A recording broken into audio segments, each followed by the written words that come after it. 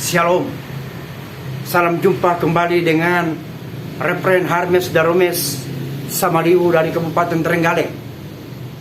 Secara konsisten saya bersafari rohani menyampaikan kabar firman, kabar kesukaan daripada Injil Kerajaan Surga. Injil harus diberitakan, barulah tiba kesudahannya. Waktu begitu cepat berlalu. Waktu begitu cepat datang. Kita diwajibkan untuk harus mengerti tentang waktu dan saatnya. Hari ini Selasa tanggal 19 Oktober 2021. Kembali Tuhan percayakan saya untuk merilis video catatan khotbah saya untuk saya sampaikan kepada saudara dan saya. Sebab itu bukanlah pintu hati saudara dan saya. Baiklah firman Allah akan menguji. Baiklah firman Allah akan berbicara. Baiklah firman Allah diberitakan. Baiklah firman Allah untuk memperbaiki. Baiklah firman Allah untuk mengingatkan. Baiklah firman Allah untuk menyegarkan. Baiklah firman Allah untuk mengerti rencana Tuhan dalam hidup saudara dan saya. Sebelum kita mulai, mari kita berdoa. Kami bersyukur Tuhan, kebaikan kemurahan-Mu di sepanjang masa dan waktu. Engkau tidak pernah berhenti-henti mengamati kami dari tempat-Mu yang kudus. Mata Tuhan tertuju kepada orang-orang benar, dan pemeliharaanmu ajaib adanya. Terima kasih Tuhan. Urapi hamba-Mu, kuduskan firman-Mu. Biarlah firman-Mu hidup dan berkuasa, menyegarkan dan mengubahkan, menyadarkan kami. In Jesus' name we pray. Amin. Hari ini saya kutip lagi, saya bawa dalam topik tema judul manusia seperti rumput dan seperti bunga layu di waktu yang senja. Engkau lihatlah, amatilah bagaimana keadaan rumput itu. Engkau amatilah bagaimana keadaan bunga itu. Di waktu yang pagi, di waktu embun, dia segar. Dan di waktu teriknya matahari, dia layu, saudara-saudara. Begitu pula dengan kehidupan saudara dan saya. Mungkin saudara masih segar bugar.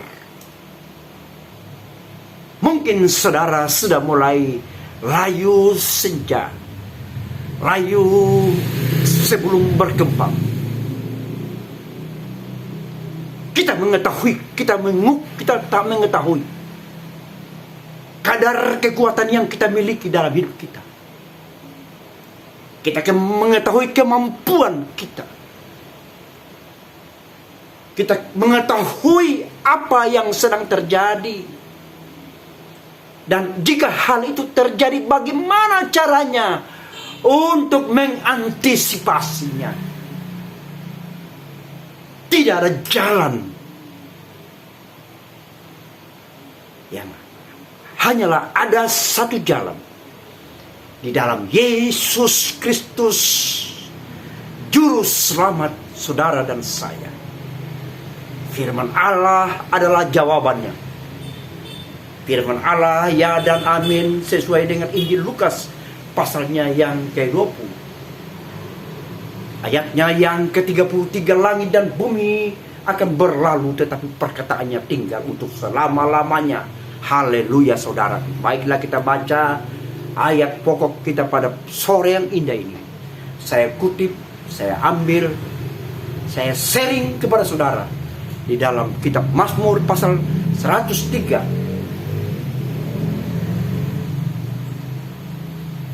ayatnya ke-8, 9, 10, 11, 12, 13, 14, 15. Baiklah, saya baca satu demi satu ayat yang saya akan bacakan kepada saudara untuk kita simak dan dengarkan. Tuhan, ayat 8, Mazmur pasal 103 ayat 8. Tuhan adalah penyayang dan pengasih, panjang sabar dan berlimpah kasih setianya. Tuhan adalah penyayang. Kata penyayang, tidak ada seorang ibu yang tidak menyayangi buah hatinya. Tidak ada orang tua yang tidak menyayangi buah hatinya. Tuhan kita menyayangi saudara dan saya. Tuhan kita peduli kepada saudara dan saya. Tuhan itu tidak membiarkan kita. Tuhan itu tidak membiarkan kita berada dalam kesedihan. Tuhan itu selalu hadir untuk memberikan kita damai, sejahtera, sentosa, dan sukacita. Dan sukacita itu tidak dapat diberikan oleh dunia. Dunia tidak bisa memberikan sukacita yang abadi, sukacita yang tiada taranya. Tapi hanya di dalam Yesus Kristus, sukacita itu diberikannya kepada orang yang mengasihi Dia, kepada orang yang mencari Dia, kepada orang yang taat dan tunduk kepada perintah-perintahnya. Saudara dan saya diwajibkan untuk tunduk dan patuh kepada Dia, untuk menghormati kekudusannya, untuk menghormati kemuliaannya, kejayaannya, keagungannya, kedahsyatannya, kuasanya tidak berubah dulu, sekarang sampai selama-lamanya. Langit dan bumi akan berlalu, tetapi perkataannya tinggal untuk selama-lamanya. Camkan itu dalam dalam hati saudara, roh batu hati saudara, untuk kita mengerti, renungkan dan pikirkan, laksanakan. Berbahagialah orang yang hanya memikirkan tentang Taurat Tuhan siang dan malam, kata pemazmur, saudara-saudara. Dia bagaikan pohon yang tertanam dekat aliran air sungai. Demikianlah bagi saudara dan saya, jika kita berada dalam naungan Tuhan, berada dalam dekapan Tuhan, jika kita selalu memberikan perhatian khusus kepada Taurat Tuhan, ajaran-ajaran Tuhan, sudah pasti Tuhan Allah sangat berkenan. Tuhan Allah siap memberkati saudara. Tuhan Allah siap menunjukkan kuasanya dan rahmatnya kepada saudara. Tuhan Allah siap memberikan saudara apa yang engkau minta, apa yang engkau butuhkan di dalam hidup saudara. Pasti diberikannya. Sebab itu adalah janji-janji Tuhan. Dia berjanji. Dia bukan Allah yang pendusta, tapi Dia adalah Allah, Allah ya dan amin.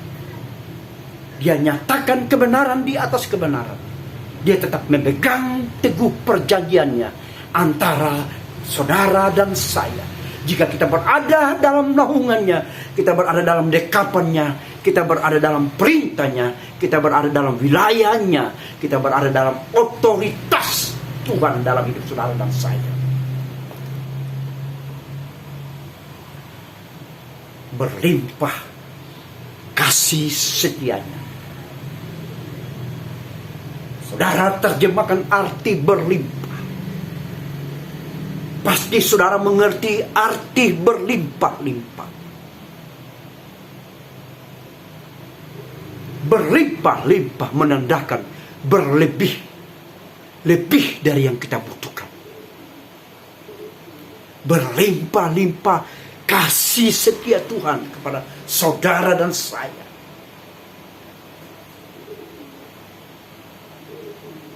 Dia berjanji. Dia memproklamirkan dirinya. Aku adalah Allah yang setia. Allah yang memberikan kasih setia. Berlimpah-limpah kasih setianya itu.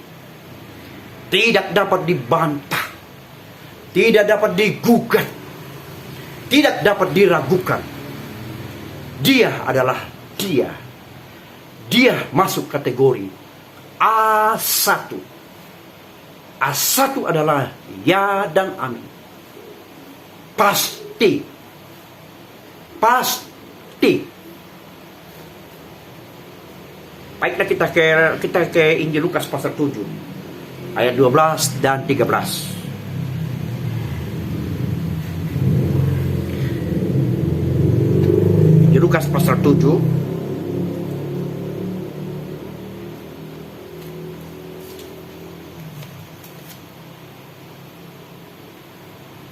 setelah ia dekat pintu gerbang kota, ada orang mati diusung keluar. Anak laki-laki, anak tunggal ibunya yang sudah janda. Dan banyak orang dari kota itu menyertai janda. Ketika rombongan Yesus masuk ke suatu kota yang bernama kota Nain, murid-murid dan Yesus Kristus, kepala gereja di akhir zaman, raja segala raja, juru selamat isi dunia ini, ketika dia mengadakan satu tour ke kota Nain, dalam perjumpaan di dalam pintu gerbang untuk keluar, Yesus dan murid-muridnya berjumpa dengan rombongan yang berada dalam perkampungan. Seorang ibu yang sudah tidak mempunyai suami lagi, tidak mempunyai pasangan hidupnya lagi, dan ibu ini hanya mempunyai seorang anak laki-laki. Entah mengapa dan apa gerangan sehingga terjadilah kematian menimpa anak laki-laki dari seorang janda ini di kota Nain. Sungguh berita yang menyedihkan. Tidak ada seorang ibu yang akan berbahagia ketika anaknya pergi meninggalkan dia untuk selama-lamanya. Sudah tentu hati seorang ibu sangat kehilangan segala-galanya. Sekejam-kejamnya ibu tiri, tapi lebih penuh kasih ibu sendiri. Ibu adalah seorang yang pernah mempunyai andil untuk kehadiran pribadi kita di tengah dunia ini. Wanita adalah gambaran gereja Tuhan.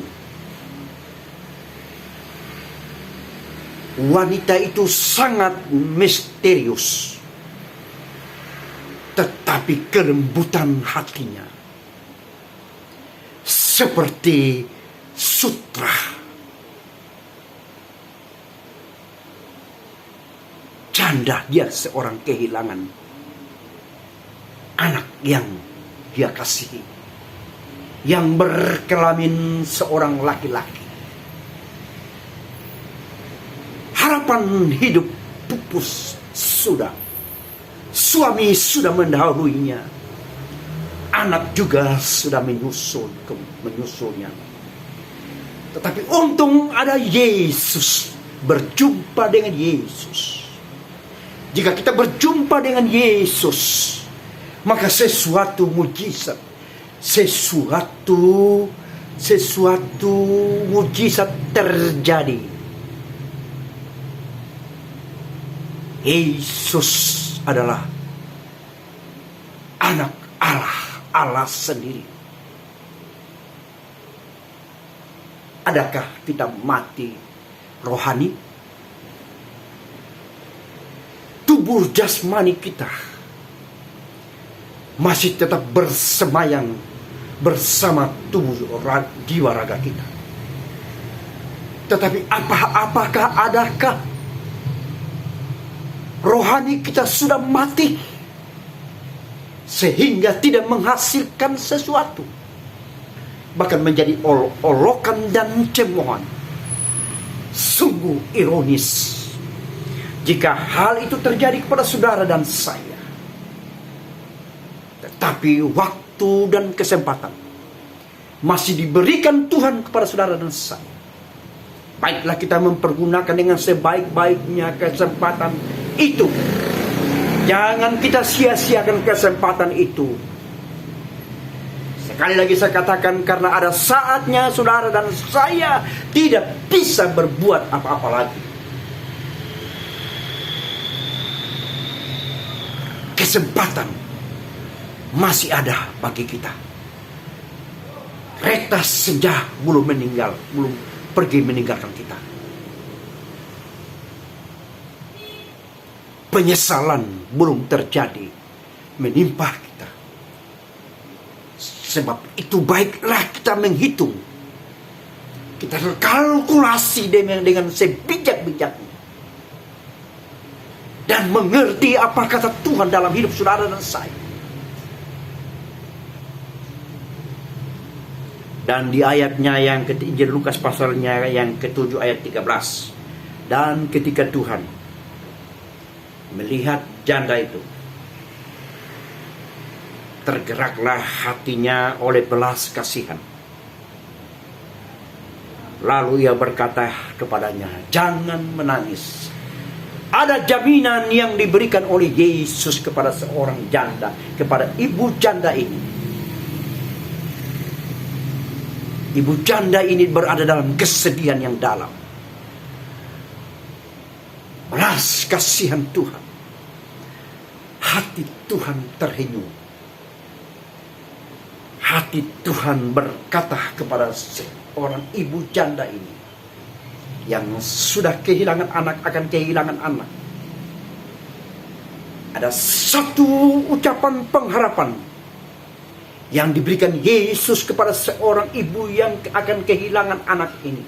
Anak laki-laki menjadi tumpuan hidupnya di masa tuanya. Dan anak ini sedang tidak bisa, sudah kehilangan nyawa. Dan anak ini sedang digotong untuk pergi di tempat peristirahatan yang terakhir. Tetapi di dalam perjalanan itu, rombongan ini berjumpa dengan Yesus bersama-sama murid-muridnya di kota Nain. Dan belas kasihan Tuhan terjadi bagi seorang ibu ini. Saudara dan saya juga mungkin hal itu terjadi. Pasti ya akan terjadi kepada orang-orang yang mengasihi Dia. Garis bawahi, tergeraklah hatinya oleh belas kasihan. Hati Tuhan Yesus penuh rasa kasih. Kasih yang tiada berkesudahan. Kasih yang sempurna. Kasih yang tidak berpura-pura. Kasih yang tidak bersandiwara. Kasih Yesus sepanjang masa sampai selama-lamanya. Kasih Yesus tiada akan berakhir. Kasih Yesus sampai selama-lamanya.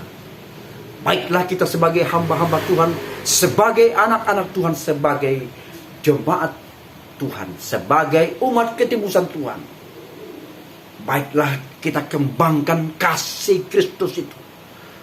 Kasih yang rela berkorban, kasih yang rela menolong, kasih yang rela mengambil beban-beban orang-orang di sekitarnya. Kasih yang tidak mementingkan dirinya, karena kasih Yesus, kasih yang sempurna, kasih yang tak berkesudahan, kasih Yesus, kasih yang diberikan, dicontohkan pada saudara dan saya. untuk kita praktekkan. Dan kasih itu kasih yang penuh kemurahan.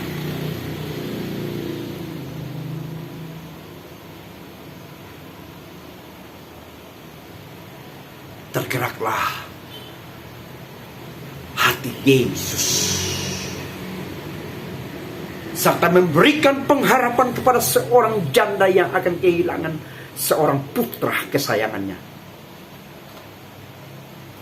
Tergeraklah hati Yesus, serta memberikan jaminan kepada seorang ibu ini, ibu yang janda tua ini, dengan satu perkataan yang mengandung sesuatu pengharapan. Jangan menangis. Saudara dan saya, jangan tinggalkan Tuhan.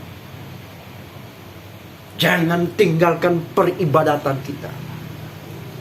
Jangan tinggalkan melakukan apa yang benar di mata Tuhan, saudara. Peganglah erat-erat. Jangan lepaskan kasih Yesus yang diajarkan kepada saudara dan saya. Kasih yang sempurna. Kasih yang abadi di dalam Yesus Kristus. Haleluya, haleluya. Ayat 10. Tidak dilakukannya kepada kita setimpal dengan dosa kita, dan tidak dibalasnya kepada kita setimpal dengan kesalahan kita. Tuhan bukan yang akan membalas. Dia tidak membalas kejahatan demi kejahatan. Ketika Yesus waktu hendak ditangkap untuk dihakimi dan dihukum mati akibat perbuatan seorang pengikutnya yang bernama Yudas Iskariot, Yesus ditangkap dan diintegrasi, saudara-saudara. Ketika dalam integrasi itu, saudara-saudara, ada orang yang menampar pipinya dan meludainya, tapi Tuhan tidak membalas. Bahkan dia memberikan pengampunan kepada orang yang mengaku bersalah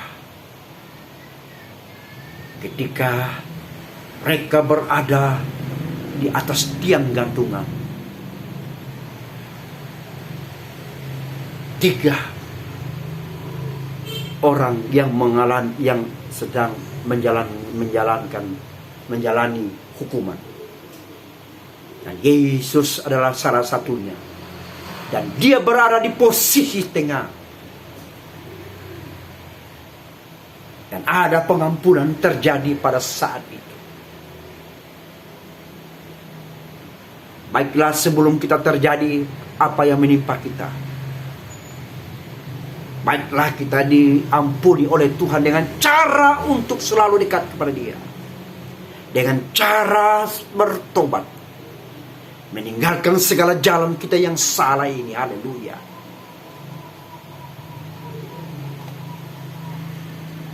Ayat 11. Kitab Mazmur pasalnya yang pasal 103 tadi. Ayatnya yang 11. Tetapi setinggi langit di atas bumi, demikian besarnya kasih setianya atas orang-orang yang takut akan Dia. Kasihnya tiada terbatas. Antara langit dan bumi, luas lautan samudra luas. Demikianlah kasih Kristus, kasih Yesus buat saudara dan saya. Dan Yesus pernah ajarkan kepada kita mengampuni orang itu 70 kali 7, saudara-saudara. Bayangkan,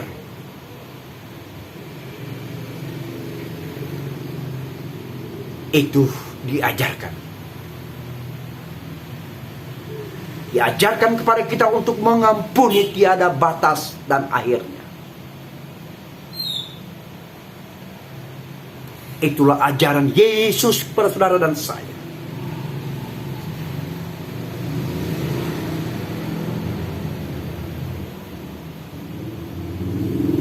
Ayatnya ya, Mazmur 103 ayat 12. Sejauh timur dari barat, demikian dijauhkannya daripada kita pelanggaran kita.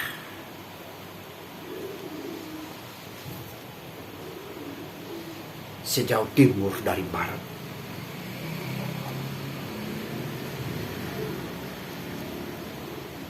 Dijauhkannya. Jarak yang memisah sangat jauh. Pelanggaran kita dilupakan oleh Tuhan. Karena Dia memang adalah Maha Pengampun, Maha Penyayang, panjang sabar, kasih setianya.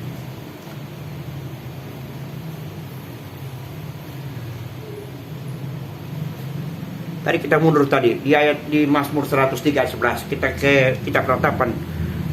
Kita peratapan pasal 3 ayatnya yang ke-22 dan 23.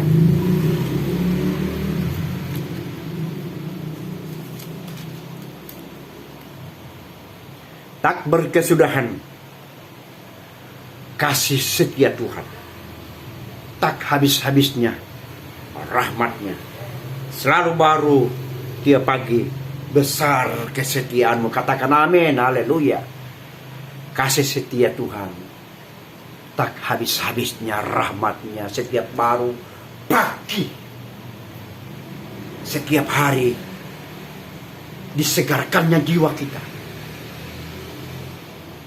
hidup, makna hidup kita setiap hari diperbaharui demi waktu untuk menuju kepada gereja yang sempurna, untuk berlayak menjadi gereja wanita yang sempurna, untuk dipersunting oleh yang maha kuasa, Yesus Kristus sebagai anak laki-laki, dan berjumpa dengan pasangannya, gereja yang sempurna. Saudara dan saya, akan terjadi pesta perkawinan anak domba Allah. Kasih setia Tuhan setiap hari, setiap waktu baru. Rahmatnya, kasih setianya tiada berakhir. Saya katakan amin, saudara juga katakan amin.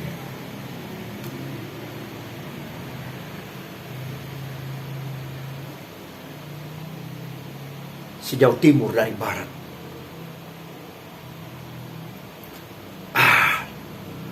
Dosa kita Tuhan tidak ingat lagi. Saya berulang-ulang katakan kepada saudara, menurut firman Allah, menurut kitab suci, menurut kata Yesus, tidak ada dosa yang tidak dapat diampuni. Dosamu merah seperti kermisi, dapat diputihkan oleh Tuhan seperti salju, seperti bulu domba. Baiklah kita bersyukur kepada Tuhan. Baiklah kita menyadari betapa baiknya, panjang sabarnya kasih Tuhan di dalam hidup kita. Kasih Tuhan yang tak berkesudahan. Kasih Tuhan yang penuh kemurahan. Kasih Tuhan yang tiada limit batasnya. Kasih Tuhan unlimited. Haleluya, amin.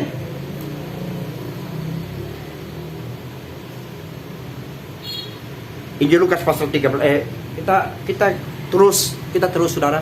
Mazmur 103 pasal 103 ayatnya yang ke-13. Seperti Bapa sayang kepada anak-anaknya, demikian Tuhan sayang kepada orang-orang yang takut akan Dia. Kita ke Injil Lukas pasalnya yang ke-15. Injil Lukas pasal 15 ayat 17 dan 18. Di situ ada kisah yang menarik. Kasih Bapa terhadap anak yang berdosa. Kasih Yesus kepada saudara dan saya. Tiada berkesudahan. Dalam Injil Lukas pasal 15 ini ayat 17 dan 18. Ada keluarga. Ada seorang ayah yang mempunyai anak dua. Satu yang bungsu, satu yang sulung. Yang sulung tetap tinggal bersama-sama orang tua, mendampingi ayah ibunya dan para hamba-hambanya. Sedangkan yang sulung berhura-hura. Yang sulung mengambil keputusan sendiri. Dia mengambil jalan pintas untuk menyenangkan keinginan-keinginan dagingnya. Dan hal itu membawa dia sengsara. Tetapi di akhir daripada kesengsaraan itu, timbullah rasa penyesalan. Timbullah dia menyadari betapa berdosanya aku kepada surga dan Bapa. Kita baca di Lukas pasal 15 ayat 17 dan 18. Lalu ia menyadari keadaannya, katanya, betapa banyaknya orang upahan Bapakku yang berlimpah-limpah makanannya. Tetapi aku di sini mati kelaparan. Ayat 18, aku akan bangkit dan pergi kepada Bapakku dan berkata kepadanya, Bapa, aku telah berdosa terhadap surga dan terhadap Bapa. Satu pernyataan, satu tindakan yang diambil oleh anak yang bungsu ini. Ketika dia melakukan langkah yang salah, dia menyadari betapa salahnya langkah yang saya ambil. Keputusan yang saya ambil ini betapa salahnya. Saudara dan saya, ketika saudara mengambil keputusan yang salah, alangkah baiknya, alangkah bijaksananya kalau saudara mengambil keputusan dan menyadari bahwa saudara dan saya sudah salah. Dan ketika kita datang kepada Bapa, kepada Yesus Kristus, maka pengampunan akan segera diberikan kepada kita. Jika kita dengan segenap hati, dengan bersungguh-sungguh untuk datang bertobat dan meminta belas kasihan pengampunan, maka Bapa di surga, Yesus Kristus juga akan mengampuni kita, dan Dia akan menerima kita kembali sebagai anak yang terhilang. Dan pada saat itu terjadilah pemulihan hidup, terjadilah pemulihan rohani kita, sehingga kita lagi tidak berada di dalam bayang-bayang kesalahan dan dosa, tapi kita berada dalam bayang-bayang kasih dan kemurahan Tuhan itu diberlakukan lagi kepada orang yang betul-betul menyadari kesalahan yang dia lakukan, perbuatan yang fatal yang dia lakukan. Tapi baiklah kita selalu mengambil kesimpulan, baiklah kita mengambil keputusan yang tepat, baiklah kita segera bertindak. Lupakan saja retorika, lupakan saja rasa malu, lupakan saja keegoisan kita, lupakan saja kesombongan kita, lupakan saja predikat yang kita miliki, lupakan saja apa yang kita miliki, karena itu adalah semuanya fana. Jadi ketika engkau berada di atas bersama dengan Tuhan, di tangan Tuhan, maka tangan Tuhan akan selalu menopang kita ketika kita berada tergeletak. Karena itu jangan tinggalkan rumah Tuhan, jangan tinggalkan rumah Tuhan.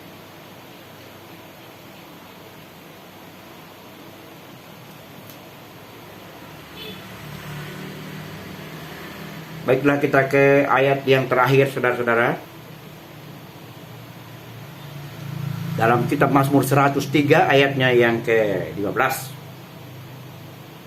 Adapun manusia hari-harinya seperti rumput, seperti bunga di padang, demikianlah ia berbunga. Haleluya.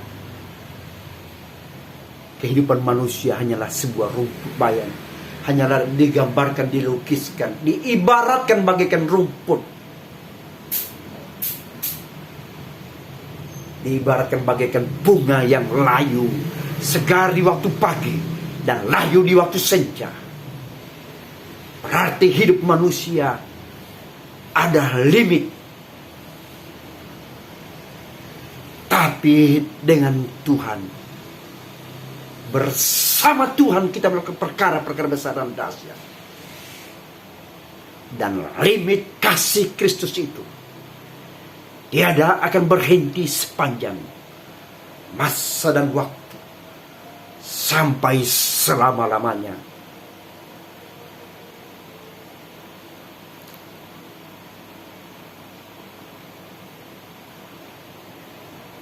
Kita mundur saudara ke kitab Mazmur 102. Kita mundur saudara ke Mazmur 102 ayatnya yang ke-15.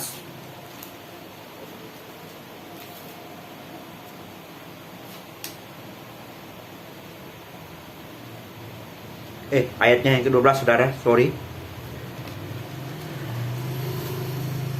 Hari-hariku seperti bayang-bayang memajang, dan aku sendiri layu seperti rumput. Kata Daud, kata pemazmur yang bernama Daud. Daud adalah raja yang kedua di Israel ketika menggantikan Raja Saul, karena Saul sudah ditolak oleh Tuhan akibat pelanggaran dan pemberontakannya saudara, akibat ketidaktaatan Saul saudara, maka kerajaan itu dialihkan kepada orang lain, dan tidak lain jatuh kepada Daud. Daud adalah seorang gembala, bertugas sebagai gembala. Daud adalah seorang yang tidak mempunyai kriteria. Daud adalah bukan seorang yang terpelajar, bukan dari keluarga bangsawan kaya raya, tapi dia dari keluarga yang sederhana. Dia adalah peternak, orang tuanya peternak domba. Dan Daud adalah anak bungsu yang ditugaskan oleh orang tuanya untuk menjaga domba-dombanya di padang. Tapi sementara si bungsu ini berada menjaga domba, kawanan domba yang dipercayakan oleh keluarga orang tuanya di padang. Daud memuja Tuhan serba sekalian alam. Entah dari mana ide untuk menyembah Tuhan itu, kita tidak tahu. Tetapi dia mengambil keputusan, dia mengambil tindakan untuk memuja Tuhan sepanjang hidupnya. Dan pujian dan penyembahan itu menjadikan dia orang yang terhormat, orang pilihan di hadapan Tuhan. Dan Tuhan mempromosikan dia menjadi seorang pembesar di negeri Israel. Dia adalah seorang raja yang masyhur dari zamannya sampai saat ini. Daud adalah seorang raja yang masyhur, dan dia adalah seorang raja yang berkenan kepada Tuhan. Tapi kehidupan Daud juga dia banyak melaksanakan perbuatan-perbuatan yang kontroversial. Tapi Allah mengoreksi hidup Daud. Allah memperbaiki Daud. Allah memulihkan kehidupan Daud. Dan Allah mengokohkan kerajaannya. Itulah gambaran orang-orang benar. Gambaran yang mau rela hidup dipimpin oleh Tuhan melalui Roh Kudus-Nya itu. Kiranya saudara dan saya sebagai hamba-hamba Tuhan, sebagai jemaat Tuhan, buatlah apa yang Tuhan kehendaki. Lakukanlah apa yang Dia mau. Taatilah akan perintahnya. Turutilah ketetapannya. Tunduk dan patuh. Itu kehendak Tuhan. Itu mau Tuhan di dalam kehidupan rohani kita, di dalam pengiringan kita kepada Tuhan. Kiranya YouTube, saya tetap berdoa untuk perusahaan YouTube.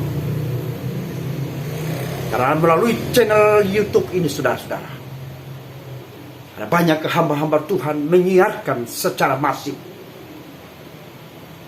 tentang Injil Kerajaan Surga, tentang firman Allah yang hidup ini.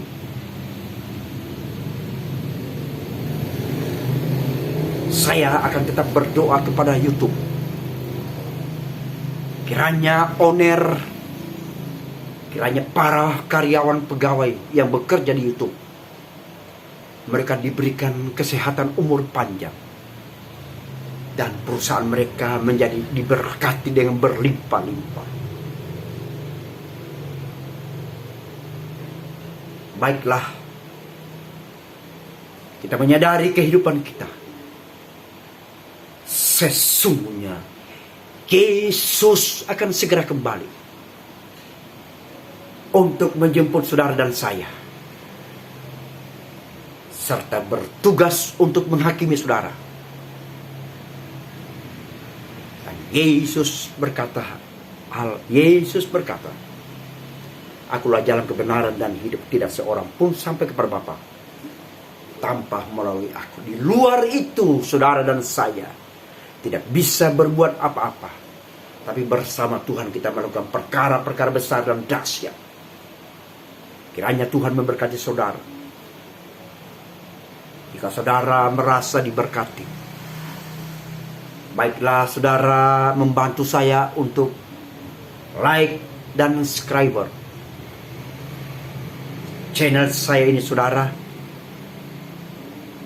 Serta saya akan menuliskan rekening BRI saya, saudara, untuk ministry penginjilan dari saya, Rep Harnes Darome Samalingu. Saya tidak memaksa saudara. Saudara jangan memberikan sesuatu kepada saya jika saudara tidak tergerak, karena akan membuat hati saudara berduka cita. Tapi kalau saudara tergerak, kalau saudara ingin membantu pelayanan saya, saudara, melalui channel YouTube ini saya membutuhkan perangkap-perangkap yang lebih jelas lagi. Karena banyak cara Tuhan memakai hamba-hambanya. Banyak cara Tuhan untuk mengutus hamba-hambanya. Dan saya adalah salah satu hamba Tuhan yang akan menyiarkan firman Allah secara kontinu sampai napasku yang terakhir.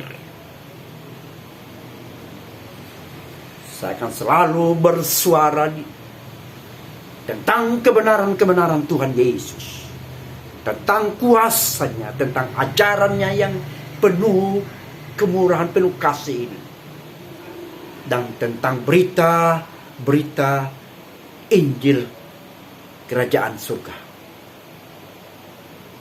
Sebelumnya mari kita berdoa, kita akhiri renungan pendek kita ini pada sore ini. Baiklah kita berdoa. Kami bersyukur Tuhan, kalau sampai saat ini, detik ini, kami ada hanya karena kemurahan Tuhan saja. Kami ada atas restu Tuhan. Kami ada karena perlindungan-Mu yang ajaib. Kami ada karena kasih-Mu berlimpah-limpah. Karena kami ada, karena kami berharga di mata Tuhan. Hidup kami berada di tangan-Mu yang penuh kasih. Berkati channel, berkati perusahaan YouTube, berkati perusahaan yang ada di pusat, bahkan di daerah, bahkan di seluruh dunia ini. Di mana saja YouTube ini berada, Engkau berkati mereka. Para karyawan, janganlah perusahaan ini mengalami kerugian, tapi perusahaan ini beruntung berlipat-lipat. Karena mereka menjadi sarana, menjadi pemberita channel untuk memberitakan Injil sampai ke seluruh dunia. Kami juga berdoa buat pemimpin negara kami yang tertinggi, presiden, wakil presiden, para menteri. Kami berdoa juga Tuhan Kapolri, Panglima Angkatan Bersenjata Republik Indonesia. Kami berdoa kepada para penegak hukum.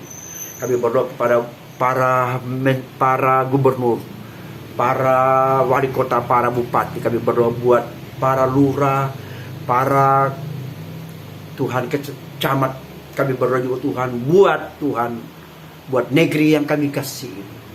Biarlah negeri kami berada dalam keadaan aman dan tentram. Karena Tuhan yang memagari negeri kami. Karena pemimpin kami, pemimpin negara kami adalah utusan surga sendiri. Mereka adalah wakil Tuhan. Sebab itu berikan mereka hikmat, berikan mereka kesehatan. Berkati keluarga mereka Tuhan. Terima kasih Tuhan, kami berdoa buat hamba-hambamu di mana saja mereka berada pada sore ini Tuhan. Kami juga berdoa Tuhan buat keluarga-keluarga kami yang jauh, kepada orang-orang yang belum dilawat oleh firman Allah.